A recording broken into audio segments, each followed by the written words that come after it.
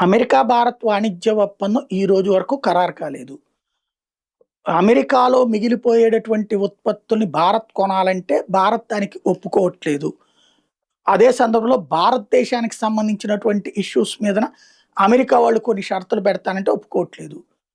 Trump పదే పదే చెప్తున్నాడు. భారతదేశం చాలా మొండిగా కూర్చుంటోంది, మా మాట వింటలేదు అన్నటువంటిది. ఇప్పటికి కూడా వాణిజ్య ఒప్పందం కుదరలేదు. మధ్యంతర ఒప్పందం కూడా జరగలేదు.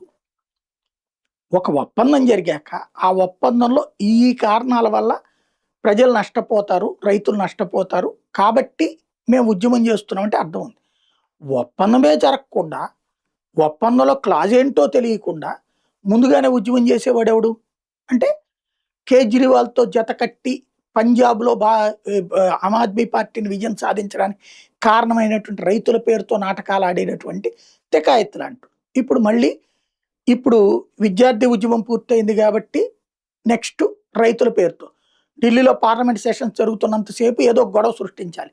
అప్పుడు అంతర్జాతీయ సమాజపు దృష్టి దీని మీద ఉంటది. ఇప్పుడే భారతదేశానికి విపరీతంగా పెట్టుబడులు వస్తున్నాయి. ఈ పెట్టుబడులు ఆగాలంటే దేశం అన్రెస్ట్‌లో ఉందన్న ఫీలింగ్ కల్పించాలి. ఇక్కడ నేపాల్ లాగా, శ్రీలంక లాగా ఉందనిపించాలి. ఎందుకంటే ఇప్పుడు సెమీ కండక్టర్ చిప్స్ రంగంలో, అట్లాగే డిఫెన్స్ రంగంలో, అంతరిక్ష రంగంలో విపరీతమైన పెట్టుబడులు వస్తున్నాయి. విదేశాల్లో ఉన్న వాళ్ళు కూడా అక్కడ ఉద్యోగాలు మానేసి ఇక్కడికి వస్తున్నారు. దాన్ని అడ్డుకోవాలి. అప్పుడే ఆయా దేశాలు, యూరప్ దేశాలు బాగుంటాయి, చైనా బాగుంటుంది. కాబట్టి ఇక్కడ ఒక అల్లకల్లోలం సృష్టించాలి. అందుకోసం జరుగుతున్నటువంటి రైతుల పేరుతో ఉద్యమం హర్యానా దాటకుండా అడ్డుకున్నారు.